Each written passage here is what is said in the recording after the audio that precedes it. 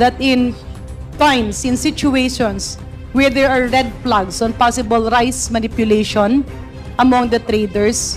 Who is so knowledgeable about Mr. that? Chair, I moved my schedule already. I can leave at, if you know, 1:15 max.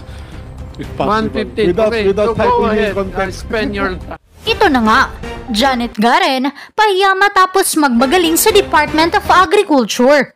Pero bago ang lahat, maaari kayong mag-subscribe para maging updated sa mga issue at bagong mga balita.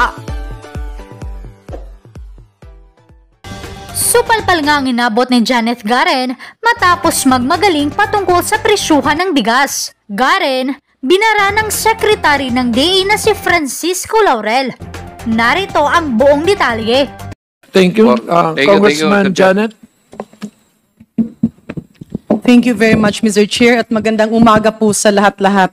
Kasama ng ating mga sa ating kalihim ng agrikultura or DA family. Mr. Chair, let me go back to the statement of Secretary Kiko earlier. He mentioned that the rice tariffication law of 2019 removed the ability of NFA to sell rice and corn. Can we have that confirmation again, sir? Yes, Mr. Chair.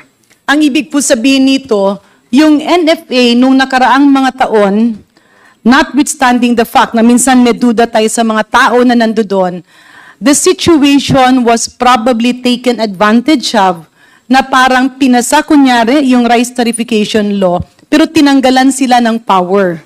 And if we laymanize it, ang isang pakinabang supposedly ng NFA, kapag nagkakaroon ng manipulasyon ng presyo at nagkakaroon ng sabwatan, dito pumapasok yung gobyerno, direktang nakakapagbenta, serving as a competitor para walang kartel.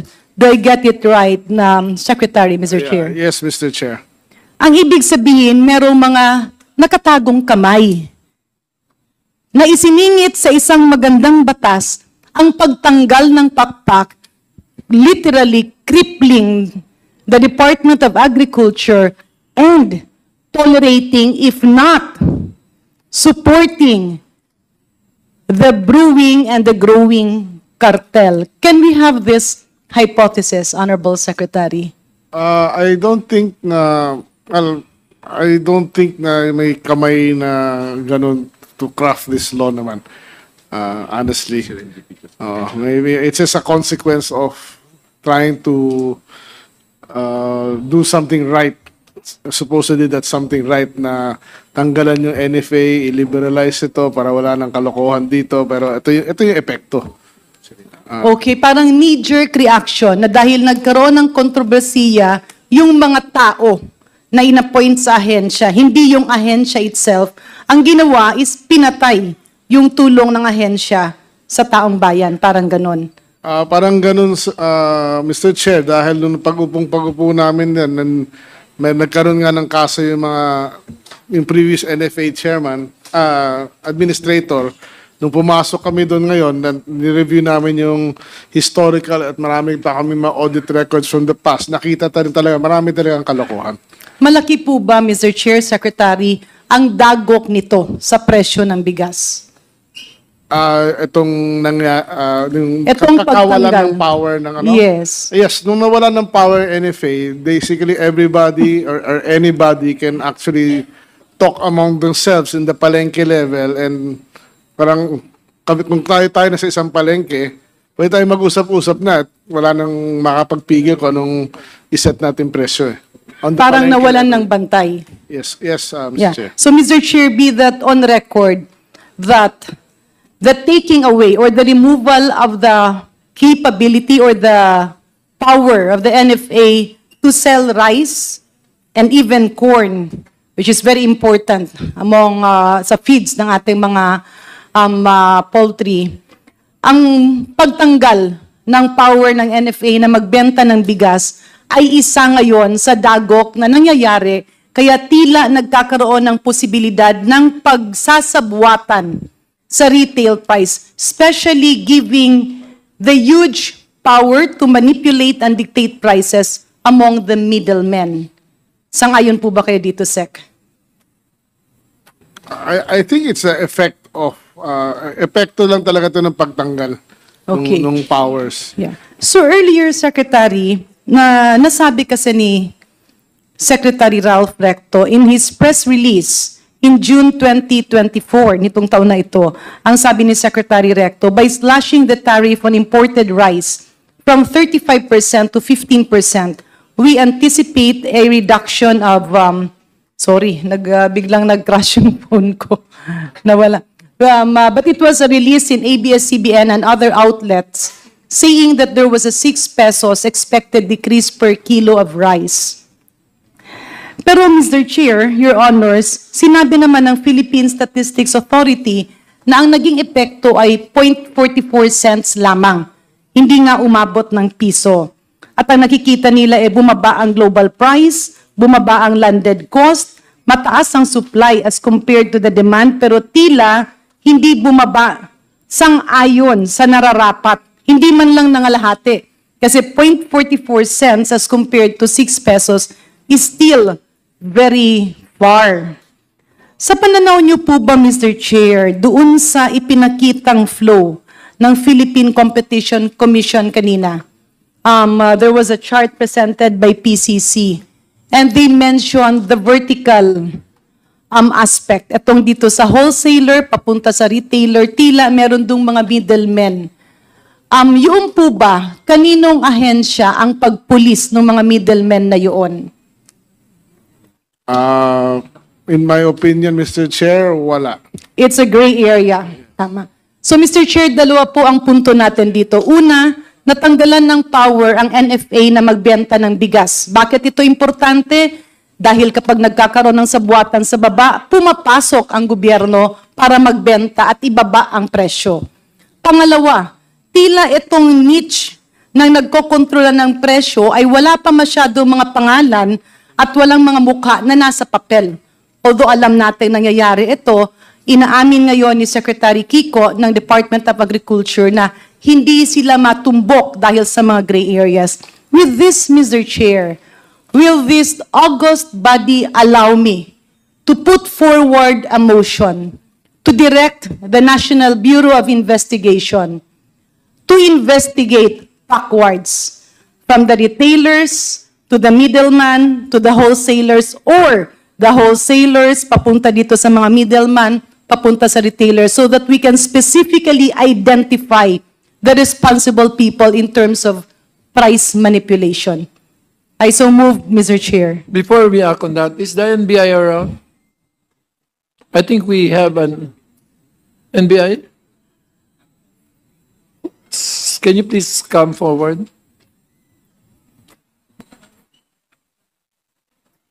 Kala ko si Lola. Nakakot ako. Kasi kumawa eh. May kumano? May tumayo naman. May I ask for the NBI? So ikaw.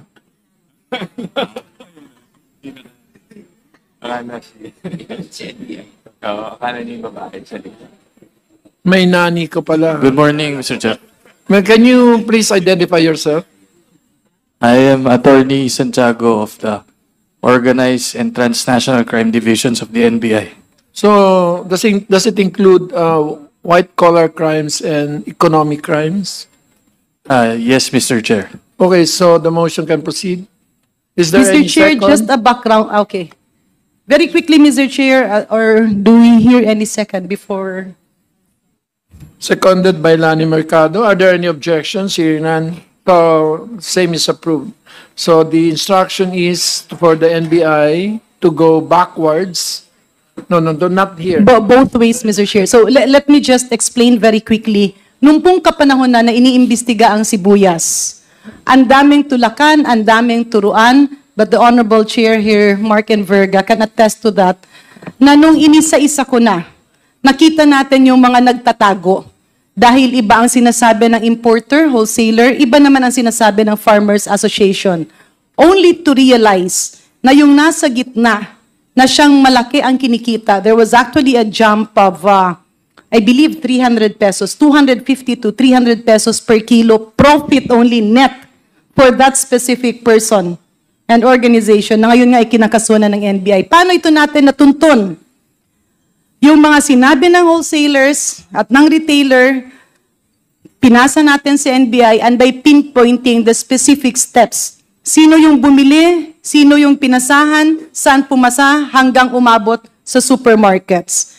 With this, Mr. Chair, my motion was actually to do the same. From the wholesaler or the importer, meron pa silang next wholesaler. And then meron pa silang wholesaler/middleman, trader, minsan dalawa, tatlo, or trader, hanggang mapunta sa retailer. At yung retailer ay tila hindi nabibigyan ng direct na linya papunta sa totoong wholesaler kasi kontrolado nito ang mga middleman na ito.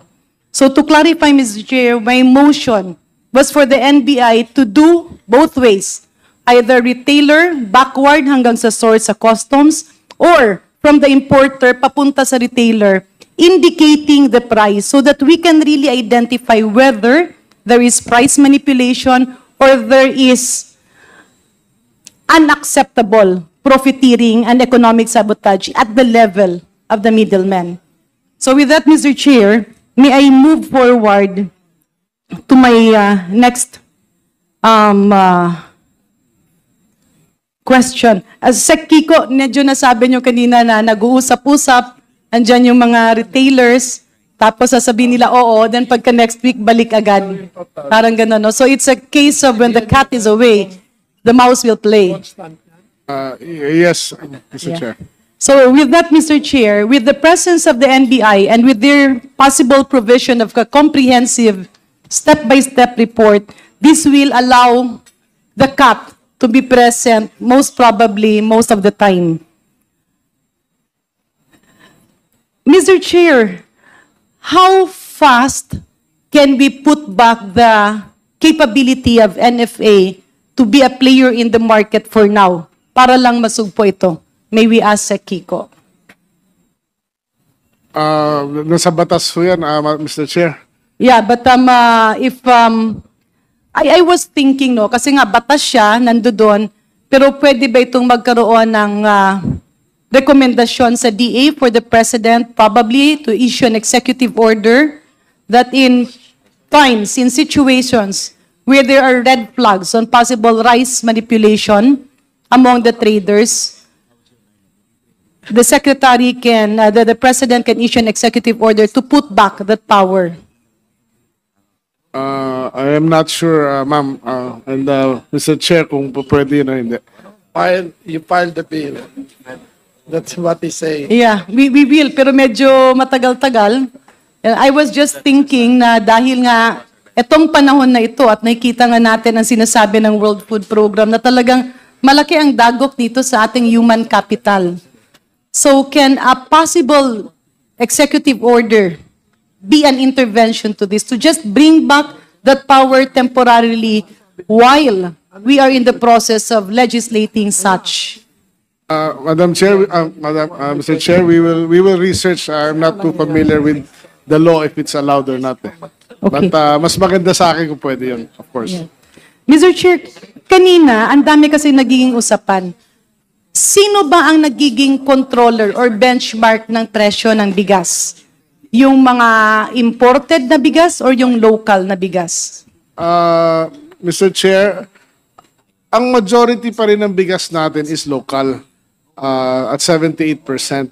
So only 32% ba tama? 22% ang imported. So ang main driver pa rin ng price is the local. So ang main driver... Depende magkano binili ang local price ng palay. Kasi kung ang problema nga, ang average price ng palay na binili this year is 27.45 per kilo. That is equivalent to 48 pesos and 51 centavos sa merkado na 25% broken. Yan. So kung 5% broken yan, at least 51 pesos yan. So yun yung problema, yun ang malaking problema. Janet, can you wind up? Yeah. So in other words, Mr. Chair, tila ang nangyayari, sumusunod yung imported na presyo dun sa mataas na presyo sa lokal. Hindi, ang nangyari ganito, yung Mr. Chair, nung 35% pa yung taripa, ang landed cost ng imported rice ay mas mataas. So dun sumunod ngayon yung palay price na pagbili. Tapos biglang binaba yung taripa to 15, yung landed cost naman ng imported rice mas mababa na kaysa sa procurement ng palay. Bumaba lang yung price ng palay from 30 pesos to 25 bandang September na, 3 months after yung enacted. So that's why the average price umabot pa ng 30 pesos ang palay price dito nung 35% pa yung taripa. So, sa ngayon nagbaliktad yung sitwasyon. So, ibig Mas sabihin mura ng- imported ngayon, mas mahal ang local. Mas murang imported, mas mahal yung local. Pero ang nangyayari, yung middleman, papunta sa retailer, gina-jack up yung presyo para maging kapareho nung local produce. Yes. Kaya in effect, yung pagbagsak ng taripa ay nawala din yung benepisyo. May Yung konting minimal minimal. naging minimal. Yung 6 pesos But naging sinecheck 50 ko rin cents. na Mr. Chair na nung panahon din na yun, in-announce yung ni Sec Ralph yung kanyang yung 6 pesos. And ako naman actually nabanggit ko 5 pesos. 55 lang ang dollar noon. Ngayon nasa 58 na tayo. So that also affects na kaya yung 6 pesos na yan, malamang hindi mangyayari yun. Mas maliit. But of course, I agree na may profiteering nga ng konti siguro nangyayari dahil bakit the PSA data we got is not 40 cents plus, it's 97 cents ang binaba on average.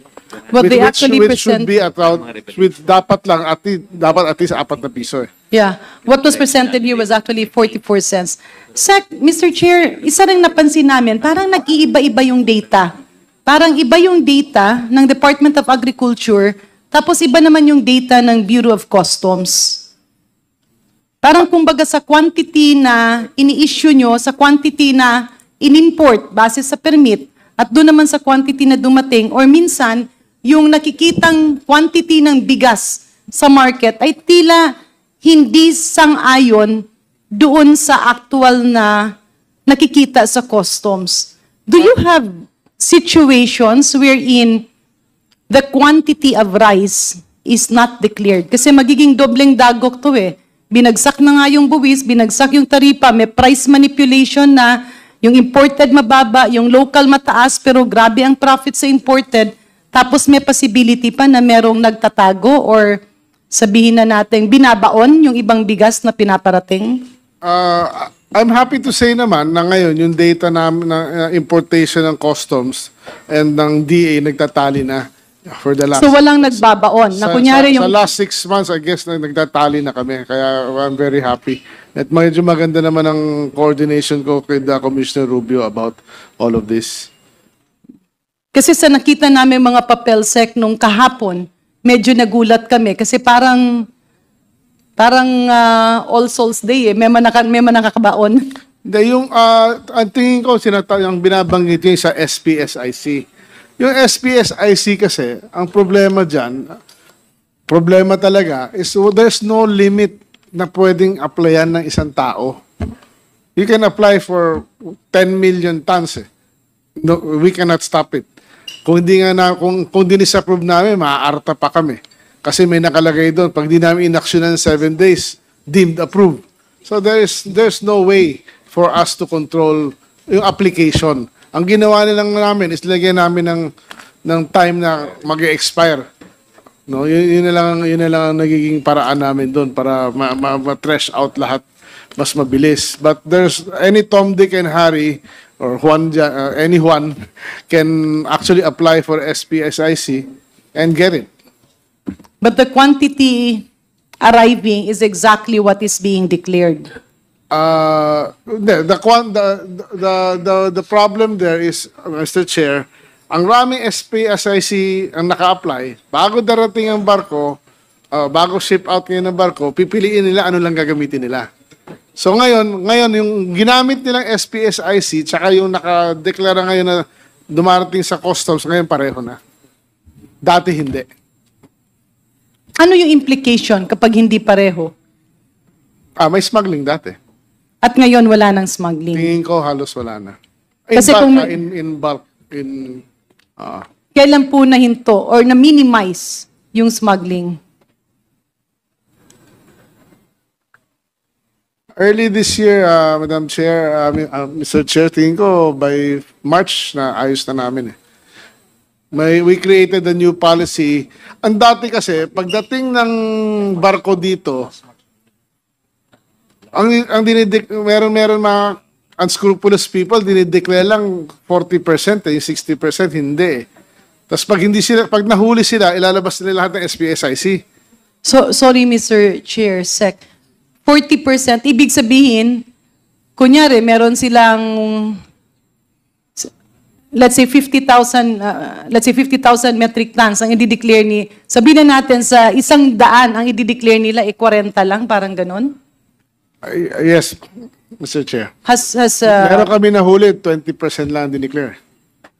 And ito ba ay... That is the difference between the data last year. Last year's data is 3.5 million lang ang na-import. Pero yung actual na na-import ay hindi 3.5. Ngayon 4.5. So Pero- 1 million tons yun. Pero yung 1 million tons na yon, hindi naman totoong hindi na-import, kundi nalibing, natago. Parang ganon. So, Sec, ano ito? Parang negosyante, importer, wholesaler, Negosyante yun. negosyante. Nabigay na namin yung data sa ating... Yeah, with this, Mr. Chair, I further move that we get the circumstances regarding this situation. Kasi hindi naman, pwede kasi magpalit lang ng pangalan, magpalit ng anyo, at ipagpatuloy po rin. And maybe this is something that the NBI can also investigate. So, Mr. Chair, allow me... But Madam and Mr. Chair, I would like to commend naman Customs with working with us at na-solve namin yung issue kasi I don't want Yes, to demonize yes. them. We believe Customs has already been, they have also given us some substantial information. With that, Mr. Chair, may I move that the NBI include in their investigation the specific situation mentioned by the Department of Agriculture where only 20% was declared. We will inform what the Honorable Secretary has referred to. Yes. Yeah. And I think Sec Kiko will be leaving. No. So I can just have 2 questions to the World Food Program. Can we lampas ka ng 15 minutes? Loves you, Chair. Very quickly. 1 question to the World Food Program. Happy birthday. Yes. Thank you for that birthday gift, Mr. Chair. Mr. Chair, hindi pa rin kasi ako makatulog. Sir, you speak Tagalog or? Oh, I have to spoken in the English.